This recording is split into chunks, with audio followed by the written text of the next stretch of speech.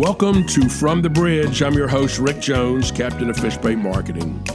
We have another big show today with one of my very favorite people, Bob Heussner from Strong Bridge Sponsorship.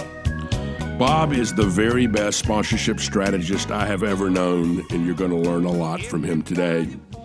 We'll also, as always, have another Tuesday tip and another segment of On the Road with Rick.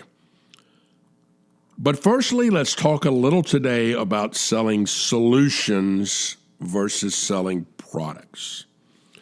The great salespeople are treated as invited guests because they're not trying to sell products, but rather they are bringing unique solutions and value to those companies they're targeting. I try to do this each and every time I make a call on someone. I try to actually bring them some value. Maybe it's a new product, some new information or new insights. And that way they're glad to see you. When you're constantly trying to sell something, people will try to reject you. They'll find every reason in the world not to meet with you. But if you bring potentially solutions to the table, they're absolutely glad to see you. Now, we've talked a lot about the triangle of property, sponsor, and fan. The sponsorship dilemma is this. Sponsors have to bring a compelling added value component to the targeted consumer or fan in conjunction with that fan's participation with the event. And even more importantly, the sponsor must get the credit by that fan for bringing or enhancing the experience. And if you haven't done that, you've really wasted your money. And so you, the salesperson, absolutely must find that component. What is the added value you can bring to the fan that will give the sponsor the credit? So in order to do just that, we got to change the way we sell. Mr. Einstein once defined insanity as doing the same things over and over, hoping for different results. Sounds like a salesperson.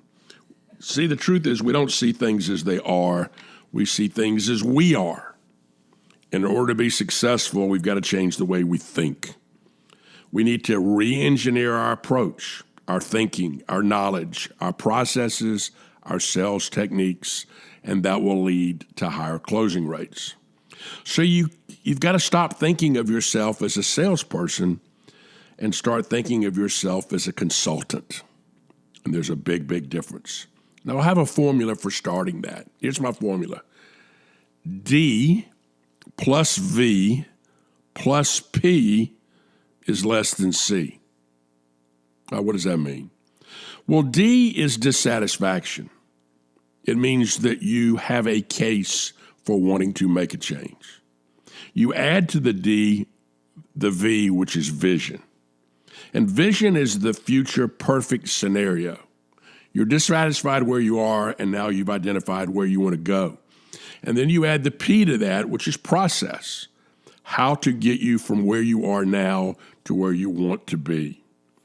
And all that must be less than the cost of the change.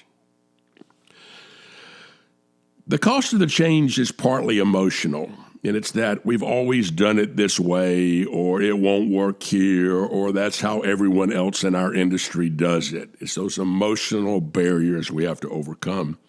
But it's partly a lack of discipline, the failure to completely and consistently work your sales system. Let me tell you a little story about dissatisfaction. There was a lawyer in Atlanta. He'd been a very successful student athlete and had a very, very successful law career, but he got involved in kind of a pro bono project at his church. He was asked to lead the capital campaign for building a new sanctuary in his church, and he tackled it with great enthusiasm. And the day of the dedication of the service, he was recognized for his contributions to making this beautiful new sanctuary come to fruition. Well, he went home that afternoon, and he got in his hammock in his backyard, and he took a pad of paper. And after a few hours, he came back in and told his wife, that was one of the most gratifying things I've ever done. And I just don't think I can just go back to being a lawyer again. And his wife said, well, what do you want to do? And Billy Payne said, I think I'm going to bring the Olympic Games to Atlanta, Georgia. A case for dissatisfaction, a case of a vision, a case of a process to get there. Now, uniquely, the cost of the change was not as great as you would think because Atlanta had infrastructure. They had the ability to build Olympic stadiums and Olympic venues and have hotel rooms and dormitories and all that. Now, I can get in my hammock this afternoon and decide I'm going to bring the Olympic Games here to Charleston. Well, that dog won't hunt. That's not going to happen because we don't have the infrastructure. We don't have the airport. We don't have the hotels. We certainly don't have the athletic venues. And so that's what I'm talking about a realistic look at change. Now, one of my favorite companies is Nike. And their tagline is just do it. It's not just think about it. It's not just plan for it. It's not just hope it. It's just do it. Let's look at those words, do it. The D stands for decide, to change the way we think, the way we prepare, the way we practice, pitch, close, and service. That is a sales system for a consultant. The O is observe. The world around us. We're constantly learning and improving. We're constantly trying to seek out new ways to bring value to prospects. The I stands for ideate, think, collaborate, play, innovate. You know, the truth is, while salespeople are kind of like cowboys, they're out on the range by themselves, nobody's successful without a successful team behind them. And you've got to have a team that can help you in that process. And finally, the T stands for trial. Test it, tweak it, and try it again. The truth is failure gets you a lot closer to success than you think. All failure is rejecting one method and then moving on to the next method. So that's where you start. Then you move to the next step where it's no longer about you, but it's about them. And we call this the salesperson's process. And it's a 4-step process. Step 1 for them is relating. Can they relate to you? Do you relate to them?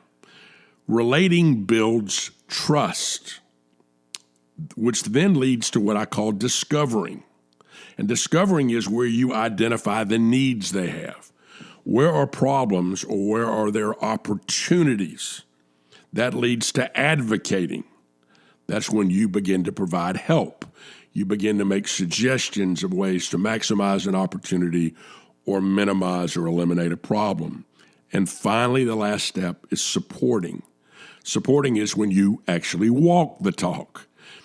What you've advocated can become reality, and this creates satisfaction. Relating builds trust. Discovering identifies need. Advocating provides help. And supporting creates satisfaction. So let's look at a real-world example of a project I'm currently working on, and that is selling sponsorships for the new ACC Network. The Atlantic Coast Conference will have a new network, linear network, television network, making its debut in August of this year. Now, I believe you've got to sell the ACC as a relevant intellectual property because we're not sure about the media reach. We don't right now know how many households we're going to have, and we certainly don't know how many people are going to watch because for a limited period of time, or maybe even a longer period of time, we're going to be a non-rated network. And so the media reach will become secondary to the value of the sponsorship package. Now, in order to do this, as a consultant, I've had to create what I call platform themes or swim lanes to allow each sponsor some unique and relevant turf and a positioning for storytelling. And so here are some of the swim lanes that I've identified for the ACC. The first one is innovation. There's already plans for a thing we call ACC Novation. We want to be the most innovative conference and showcase those innovations through our broadcast. Now, the ACC has a history of innovation. First conference to have a basketball tournament. First conference to have a shot clock. First conference to have a three-point line. The ACC always was innovative, and there's no reason why they're not going to continue to be innovative. The second platform is called Access, all ACCS. Access. How do we give fans a look behind the scenes, in locker rooms, in practices, in a way that no one's done before? The next platform is Academics, ACC Academics. Academics are very critical in the ACC. We have more private schools than any other Power 5 conference. We have many public schools that act like private schools. And so we have great history of academic achievement. We're going to play that up. The fourth swim lane is leadership. How do we take a lead role and showcase leadership across all of our constituencies? The next platform is health, fitness, and wellness. We want to be the healthiest conference with the healthiest student athletes, students, and alumnus. And how do we indicate that? The next platform I call food, fashion, and fun. And that's all the cool things that we'll do to enhance the fan experience around ACC sports. And the final platform is what I call putting the coast back in the Atlantic Coast Conference. How do we have coastal imagery and use it? After all, the conference now runs from Boston all the way down the eastern seaboard to Miami. Now, next week, we're going to use this model to discuss the next step in sponsorship. And that step is what we call engineering.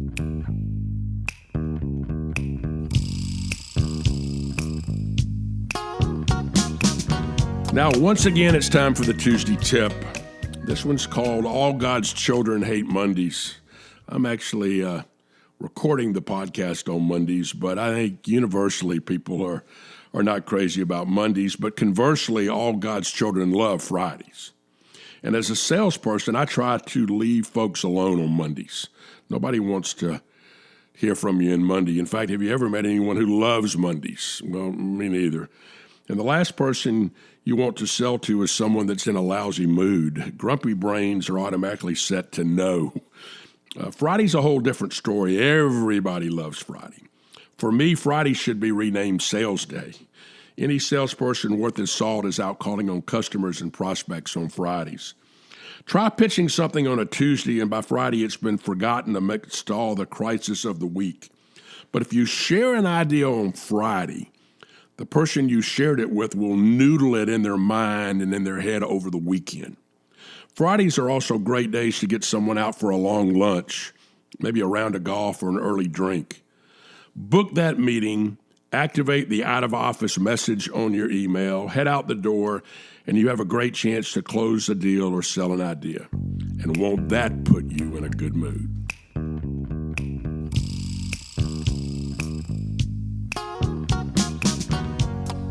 My guest angler today is Bob Heussner of Strongbridge Sponsorship, a Michigan-based agency that works largely in sponsorship strategy. Bob has worked throughout his career in all things in marketing communications, from advertising to event marketing. He was part of the legendary BMW account team at Ammirati and Puris that wrote and executed the classic and timeless tagline, "The Ultimate Driving Machine." And both of us worked together at Advantage International, which is now Octagon, where Bob excelled in Olympic marketing.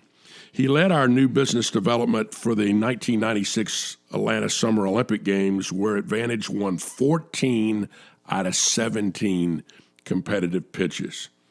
He led various accounts, including BMW, IBM, UPS, Motorola, among others. And later he worked on multiple other Olympic Games, including the 2012 London Games.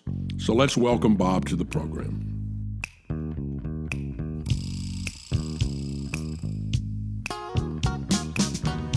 Hey, Bob, thanks for being with us from the bridge.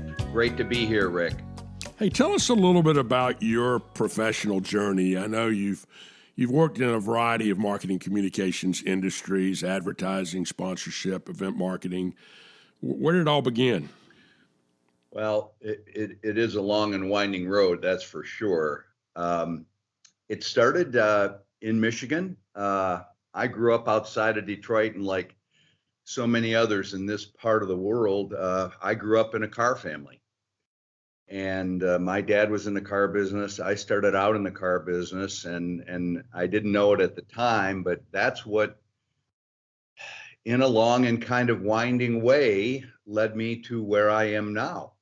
I took my knowledge of the car business, and one of the responsibilities that I had when I was working in the retail business was advertising for a couple of different dealerships. And I discovered that I liked the advertising bit more than I did all the rest of the work that went into that business. And that led me into the advertising business. And I worked for an agency called Bozell, Jacobs, Kenyon, and Eckhart on the Chrysler Plymouth business.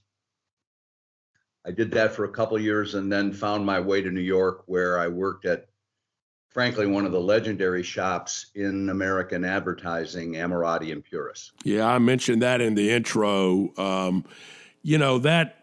That was a great agency. I mean, I in the intro I talked about the tagline, "The Ultimate Driving Machine," but my favorite tagline of all was I think they did one for Club Med that was called the "Anecdote for Civilization," and I just thought that might have been the greatest tagline ever written. Yep, a woman by the name, just by the by, of Helene Spivak wrote that line. Anyway. So while I was at Ammirati and Puris, I started there as an account executive on the BMW business and ended up as the vice president management supervisor and looking after the entire account. And I was privileged to work with some of the advertising world's great writers, great art directors, and a terrific client. So while I was at Ammirati, I met a young man by the name of Harlan Stone, who had a small sports marketing agency called Stone Sports. And we just clicked. And one of his clients was BMW. And ultimately, our conversations led to him making me the proverbial offer I couldn't refuse, to own a relatively small but highly regarded agency called Advantage International. And this was 1990 now. And as most of your listeners, or at least your listeners of a certain age, will know, that Advantage International grew into Octagon. And I didn't know anything about sports marketing, Greg. I didn't know anything about sponsorship. I learned a lot about marketing, if you will, and advertising in my years in the advertising business. And that's what held me in pretty good stead as I learned the sponsorship and sports marketing business during those days at Advantage, and then later Octagon. And so I spent 16 years there, and worked on a variety of client businesses, led their consulting practice, helped the company with its own strategy, guided them toward a couple of acquisitions. And then that was all in Washington, D.C., by the way, with a 3-year tour of duty in London as well in the lead up to the London Games. And then I had an opportunity to come back to Detroit. And for family reasons, Michigan is home. Yeah, go blue. Yeah. Hey, did you see they're in the College World Series? Yeah, they've had a tremendous run, through this, which I think is just, amazingly. It's great for the Big Ten. It's been a long time since the Big Ten had a team in Omaha. I think it's really, really good. Yeah, it just great. Well, anyway, an opportunity to come back and run an IPG shop called General Motors Event Works presented itself, and I took it, ran that shop for a couple of years, and then I got the itch to do my own thing, and I founded Strongbridge several years ago. And Strongbridge sponsorship is a very small, you could call it a boutique sponsorship agency that works with brands, consults to them regarding contract negotiation, sponsorship strategy. That's really our niche, but also works with properties, trying to help them secure funding. And the reason for the business, the purpose of the business is, as you and I'm sure all your listeners know, I mean, the strongest sponsorships are the result of a true partnership between the rights holder and the brand. And Strongbridge is about creating that bridge, that strong bridge between the two, and helping both of them get the most out of the deal. So, well, I've told everyone, including this listening audience today, that you're absolutely the single best sponsorship strategist I've ever known. And I mean that in all sincerity. But it starts with that foundation of strategy. Why is strategy so important? It's interesting, Bob, the fact that you didn't come into sports marketing with this, I want to be in sports marketing because I love sports nonsense that so many did, that you came at it from a very, very strategic approach regarding marketing communications. But strategy, I think, even today, I look at some things and I go, I don't get it. I don't understand the strategy behind why they're spending their money. Talk a little bit about strategy. Yeah, well, before I do that, I should say I do love sports.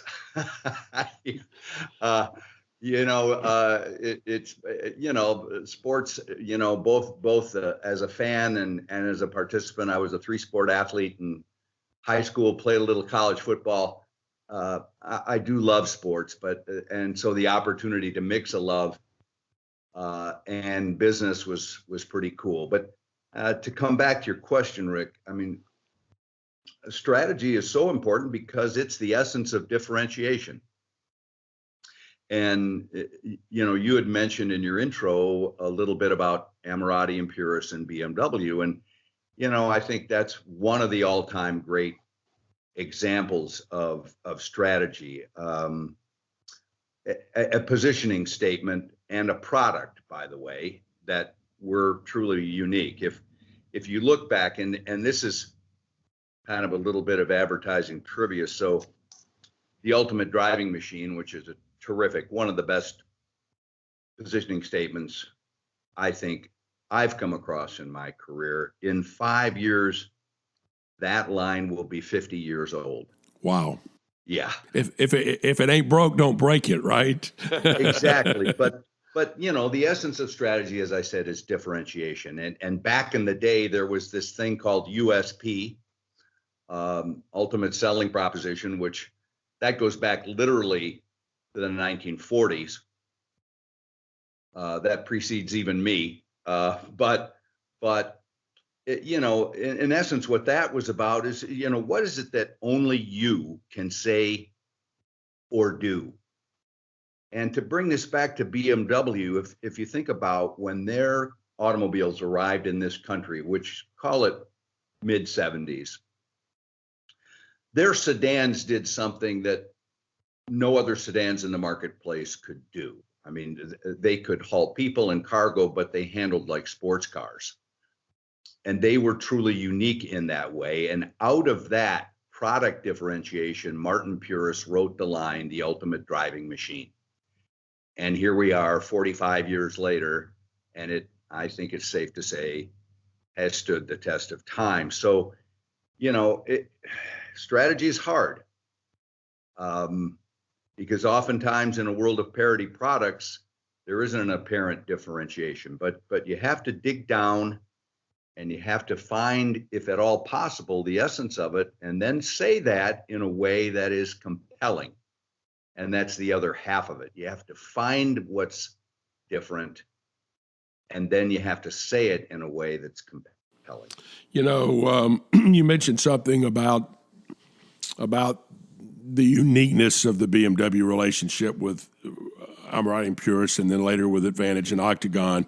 I've always said they're really no great agencies. You're just great clients. If you don't have a client willing to listen to you, willing to take a chance, willing to find that North Star, then it can be very, very frustrating. And And obviously they were willing to do that, and because of that, boy, 50 years, what an amazing thing that is, that the positioning has remained exactly the same. The differential has remained the same. I mean, wow. It is amazing. And maybe even more amazing is and something that probably very few of your listeners would know. There'd be no reason for them to know it. But when Ralph Amorati and Martin Puris went over to Munich in 1974, they literally had no clients. So if you think about the risk that BMW AG took in hiring them, because at that time there was no BMW of North America. The cars were distributed by an individual, a distributor. Wow. Yeah. So you are on the right point. Clients can be great. They can be not so great, but the great ones are willing to listen. And importantly, the great ones are willing to do things that are outside of their comfort zone. Well, you've worked on so many Olympic Games and Olympic sponsorship programs with a lot of amazing corporate sponsors. What do you feel makes the Olympic Games so special? Yeah, well, you're right about, 12 Olympic Games for me now.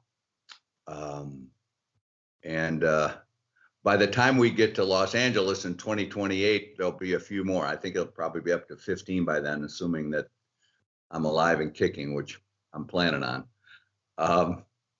I think this. I think from a brand perspective, let's look at it from a sponsor point of view. I mean, to park that for a minute, I think what makes them so special are the stories, Rick. I mean, the stories of inspiration, the stories of perseverance, of overcoming adversity.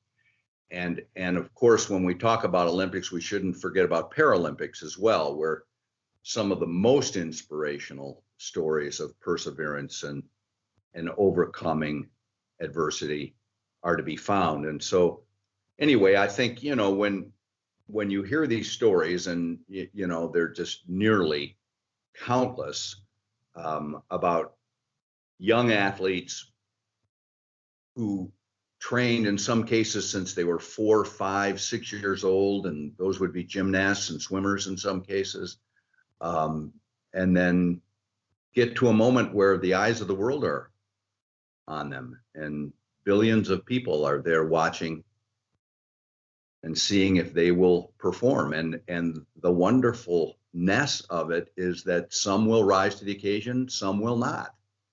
But that's what makes the moments memorable. And to come back then, though, to look at it from a brand perspective, I think the Olympic Games are special because in my experience and in doing this for 30 years, roughly speaking, I think the Olympic Games are unmatched in their ability to change behavior. And by that, I mean, they're unmatched in their ability to motivate buyers to buy and sellers to sell. And I have been fortunate to be a part of so many great campaigns from terrific sponsors like IBM and UPS and Bank of America. And I have seen that firsthand. I mean, Rick, we saw UPS use its Olympic sponsorship to improve driver safety in Mexico and saved them millions and millions of dollars in the process. I saw Manulife. That's a lot of American listeners won't know that brand, but it's a large enough to have bought John Hancock, by the way. But I saw Manulife agents in China record record sales just for the opportunity, the chance to carry the torch in the torch relay. So it's those kinds of things that the Olympic Games, those experiences, I think, to be in the stands, to watch the men's 100 meter, to watch Usain Bolt set a world record and an Olympic record in Beijing, China. to carry the torch. I think that from a brand perspective is why they're so special. Well, you mentioned IBM, and you were kind of I thought really were the sponsorship architect for their 94 and 96 Olympic Games platforms. I talked a little earlier about selling solutions, and the case study for IBM was really their technology was a solution for the Olympics. Talk a little bit about that program. Yeah, one of the great experiences of my Olympic career, actually. So just to dial back the clock a little bit, IBM had been a part of every single Olympic game since 1964 in Squaw Valley. Wow. And had played a kind of an unsung role.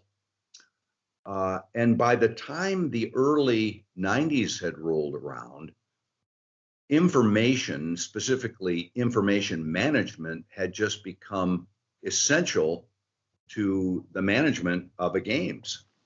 And just kind of in an organic role, in an organic way, IBM had become integral to the running of the games. And in everything from, the design of venues. You mentioned 94, Rick, and that's Lillehammer, of course. I mean, with IBM software, they designed the ski jump, the bobsled track, and a number of other things. IBM systems provided the competition results instantaneously to the television networks. Their software enabled the Lillehammer and Atlanta organizers to manage ticketing. So in essence, the sum of that is that the games couldn't run without IBM. And so to kind of bring us back to strategy and a positioning statement. So if you think of that, and as I'm sure most of your listeners would be aware, IBM was known as Blue or Big Blue. I mean, that was their corporate nickname, I think is the best way to describe it. Their corporate colors, of course, blue and white, but they were known as Blue.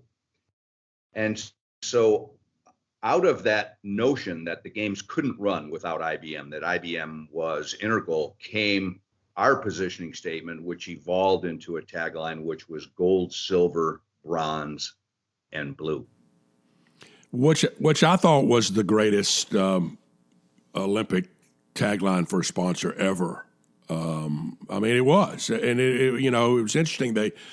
Wells Rich Green, I think, was their ad agency that made that come alive in Lillehammer, and then they consolidated and got rid of Wells Rich Green. And when the new Ogilvy came in, they couldn't use the old tagline, which I laugh about because there have been multiple ad agencies for BMW that have continued to use the best tagline ever, but your ego gets in the way. But that whole idea of the Olympics can't run without IBM, and it was true.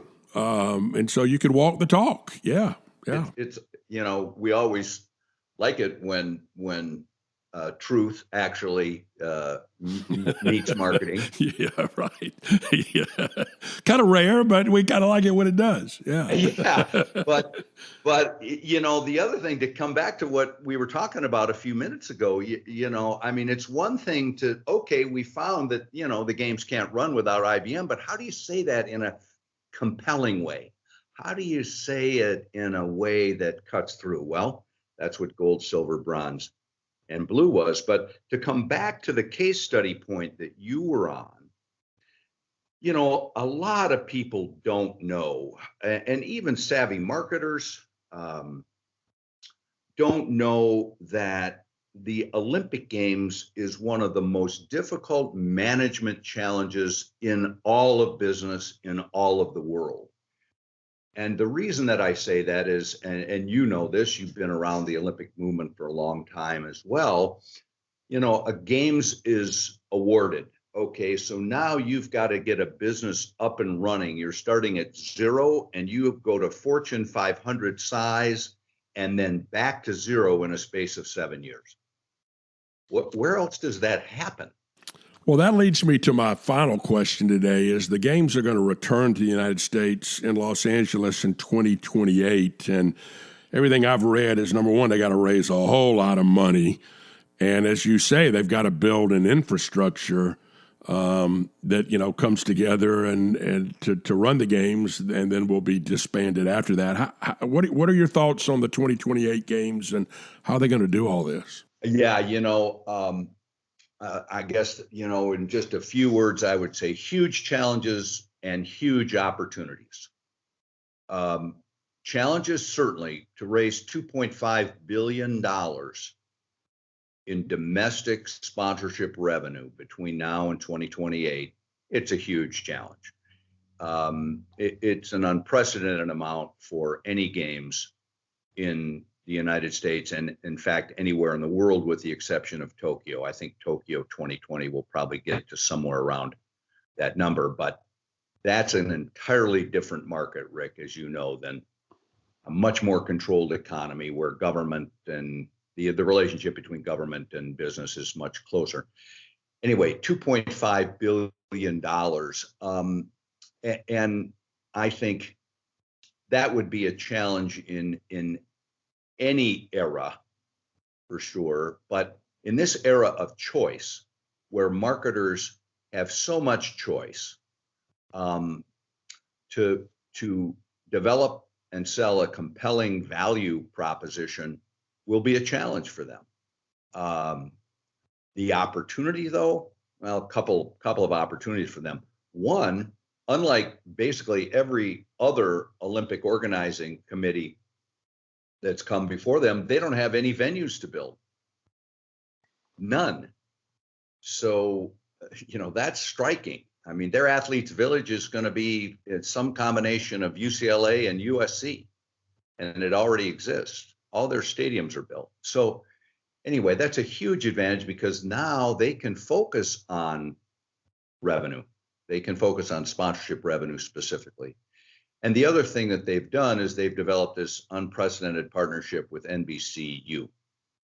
And for their founding partners, they're going to offer, Rick, it's never been done before, a package that includes media time as well as rights.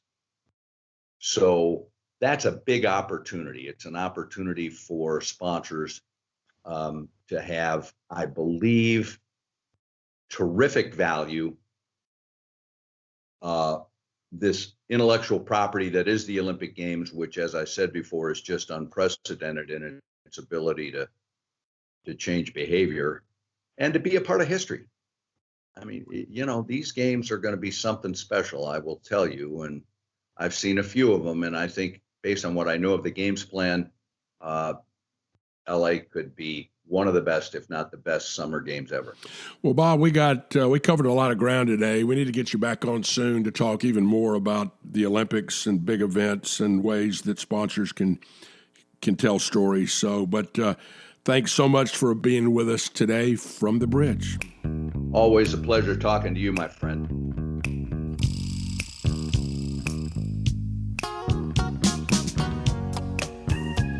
Let's close today with On the Road with Rick. I'm a big fan of barbecue, all kinds of barbecue, but Texas brisket is about my favorite. There's lots of great barbecue restaurants throughout Texas, especially in the hill country around Austin. One of my very favorites is Louis Muller's in Taylor, Texas, just north of Austin. It opened in 1949 and is now run by the third generation of Muller. They call the place the Cathedral of Smoke. And there they smoke classic Texas sausage, pork and beef ribs, and the very best beef brisket I've ever had. It's open 6 days a week, but they're only open until they run out of meat each day. So you better come early or you may be sorry. Well, that's all for today, folks. We like hearing from you, so send me an email at rick@fishbaitmarketing.com. We'll see you next week from the bridge.